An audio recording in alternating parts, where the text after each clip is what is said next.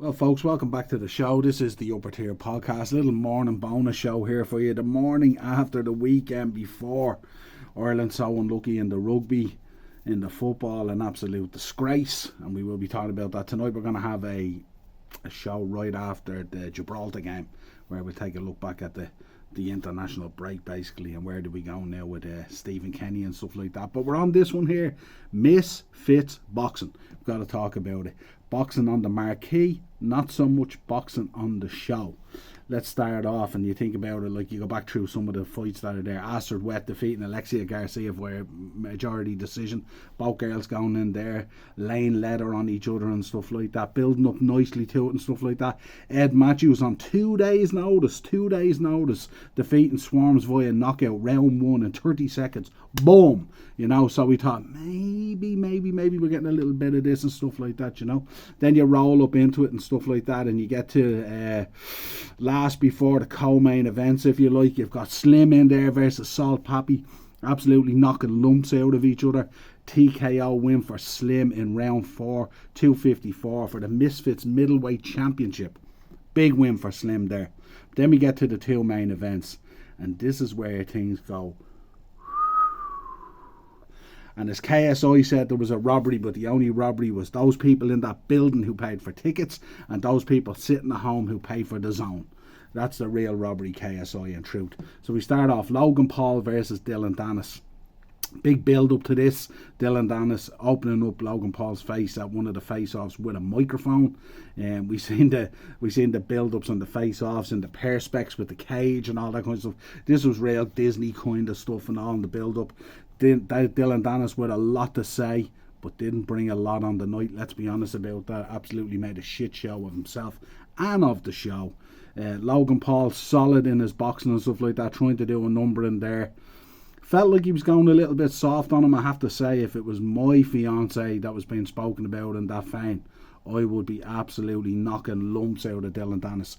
We know how good Dylan Dennis is as an athlete. He's a jiu-jitsu practitioner and stuff like that and all, so we know his credentials there. Zero stand-up. Can't believe this guy hangs out in MMA gyms, doesn't hit bags and doesn't spar around, stuff like that. Didn't know how to stand, didn't know how to hold his hands. Nothing. Difficult night for Logan Paul as well. Very difficult, it was kind of awkward. Then all of a sudden Dylan Dennis goes in and tries to double leg him onto the ground. You're there going, I think this was happening. I said it to Ben when I was watching it. I said, this guy is going to shoot him for a double leg. It was absolutely madness. Of course, Logan stuffed the double leg. Then he comes in and he tries to pull guard into a guillotine, and you're there going, what are you doing? Then he gets down onto the ground. Logan Paul nearly boxing the head off him on the ground, stuff like that. Whole place erupts. Ring fills up. There was at least 50 security in the ring, separating these guys. I don't know where all these security guys come from and stuff like that. Gets a little feeling that this is kind of the way it was worked out. But Logan Paul winning by disqualification in round 6, 3 minutes, whatever it is, and stuff like that.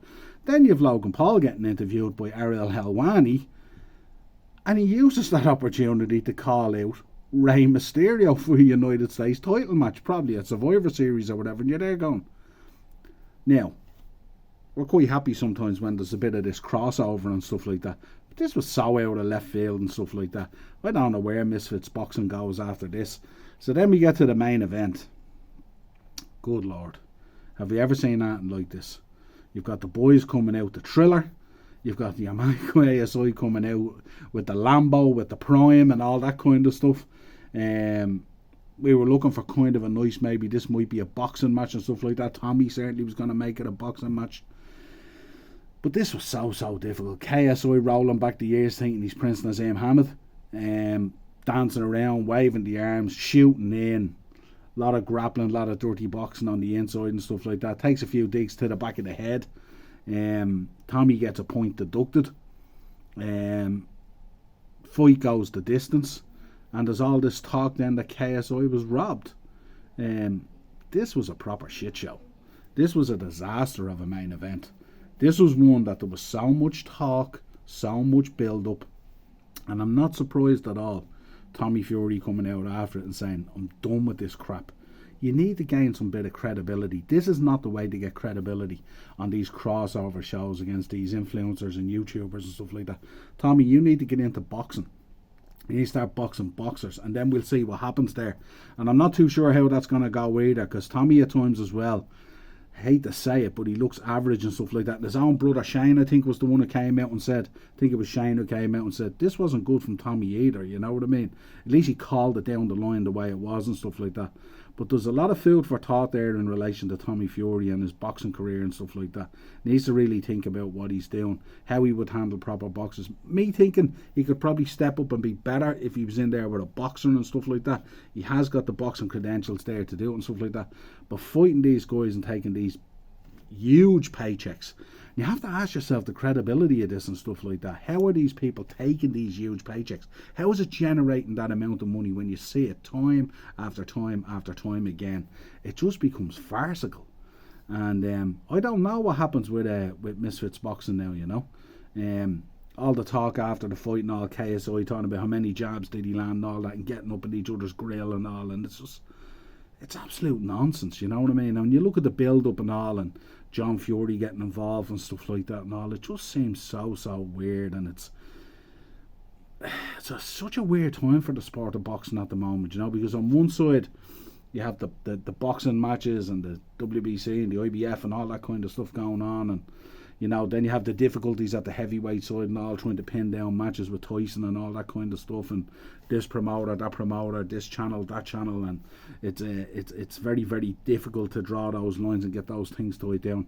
But then you have this on the other side, which is guys who just, you know, who became huge influencers and YouTubers and all that kind of stuff, who decided they wanted to have a bit of a knock.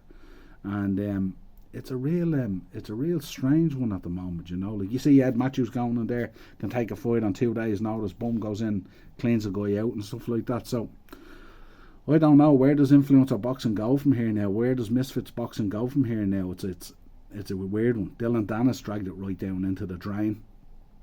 You know, Logan Paul using the platform to promote something else. You've got Tommy, who's trying to find a way through boxing and stuff like that, but also pick up some nice paydays. You got KSI in there, all talk, really no action. So yeah, disaster.